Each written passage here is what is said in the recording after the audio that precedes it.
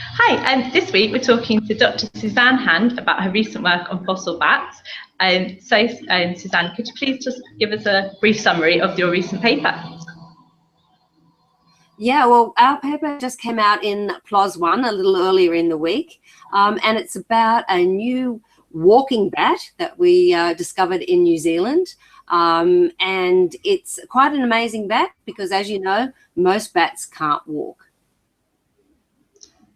Oh, that's right. So this bat was actually walking rather than flying? Yeah, that's right. There's a group of bats that mostly walk rather than fly. They spend about a third of their time actually foraging on the ground rather than totally in the air. So a very unusual group of bats that is restricted basically to Australia and New Zealand as far as we know. This bat is about 16 to 19 million years old, so quite old. And it comes from a time when New Zealand was a little bit warmer than it is today. So it would have had a subtropical climate at the time. And it's turned up in a fossil deposit that has actually produced a lot of amazing animals that is filling in a rather large gap in the New Zealand fossil record. And as you may know, New Zealand only has 3 species of native mammals there today. And one of the groups is the group of these walking bats. And we found a very large ancestor of that same group. Oh, so you've got some of these bats around now. We're just wondering, the diet of this bat, and no other mammals were found. So what sort of things is it eating? Well, we think that it's very similar to the bats that live there today. And they're very unusual bats because they have a very, very broad diet, probably the most broad diet of any bat in the world today. So they're eating everything from pollen, fruit, they sip nectar, but they're also taking flying insects in the air and animals from the ground. So things like weta, which are large cricket-like animals, as well as spiders, ants, and so on. So very, very broad diet. And we think from the teeth of the fossil that we've found, this bat would have eaten fairly similar things, but it was much bigger. It was about 3 times the size of the one that lives there today in those forests. And we think that that probably means that it was spending even less time catching insects in the air and probably more time with the prey. Oh, and so it was sort of the biggest thing in the area. So there wasn't any predators, or was it still at risk from predators? Well, what we've found, we think that there are several bats in this deposit. So this was certainly the largest of the walking bats that we know of. We think there was a smaller one as well. And we also think there are another couple of bats, but the others look to be insect-eating bats. So we don't know of any predators, other mammalian predators, but what we do know is that for the first time in New Zealand, crocodiles have turned up in this same deposit. Now, New Zealand doesn't have crocodiles or turtles today, or snakes, but some of these things are turning up in these fossil deposits, which is really giving us a very different view of what New Zealand was like 16 million years ago, when things were a little bit warmer. We think that maybe the crocodiles and turtles might have disappeared when the global climate cooled, and it might have been enough to lose things like crocodiles and perhaps the turtles.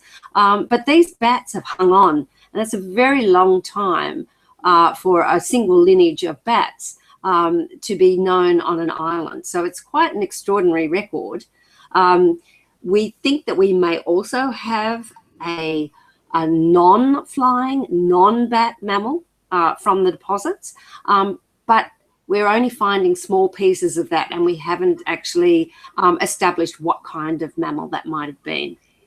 That's really exciting. That's really exciting. Just wondering about these bats that are still around now. Are they attracted from humans at the moment? Sorry, you're breaking up there. Yeah, I got quite a lot of feedback happening. Yeah, I'm a long way away. It's a very long way from where you are to Australia, I can tell you. Yeah. So I was just saying, the bats that are around now, are they a threat from humans living on the island, or are they doing okay? Are they under conservation? They are threatened. Sadly, they are. And in fact, there are 2 species belonging to this group, one of which hasn't been seen alive since 1967. So it's possible that it has become extinct. But on the other hand, there has been some signs by some surveys that have been using bat detectors rather than actually catching the bats that suggest that there might be, that second species might still be around. But the single bat of this lineage that is left there today is under threat. It's a threatened species. Its distribution, the modern bat, has reduced to about 1/3 of what it used to be. And things like land clearing and also introduced other introduced mammals, things like stoats, weasels, rats, so on, have become an issue for this bat, particularly since it spends a fair bit of its time on the ground rather than in the air. This could be quite a significant problem for this bat. As in the fossil that we've found, the modern bat is more or less, its large colonies are restricted to old growth forest. So the rainforest, the indigenous forests that are there, it uses very large trees with very, with a metre wide girth for its colonial roosts. So that's very important for it, for these large groups of bats to be living in. And with land clearing, this is a real issue for this bat. So work on the extinct bats is helping to raise the profile of the bats that clearly need conservation now. Just wondering, are you going to be doing any more excavations, or is there enough in this fossil assemblage to busy for quite a long time? No, indeed. We're going back there every year. There's a group of New Zealanders that will continue with the dig, and we Aussies have been regularly going over there. So it's quite a large group that is working on this excavation. It will produce, I'm sure, stunning finds for many, many years into the future. Where the bats and the other animals are coming from is the sediments of an old lake, and that lake covered an area of about 5,000 square meters. Kilometers. So we're talking about a huge area in New Zealand where these lake sediments come from.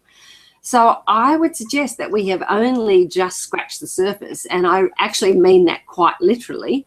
That we've probably only just got to, the edge of the lake. One of the things the deposit has produced a lot of lake or water birds, things like ducks and so on. But it's also produced New Zealand's oldest moa, kiwi, tuatara, these burrowing bats and so on. So a lot of the icons in the New Zealand fauna today suddenly now have a fossil record.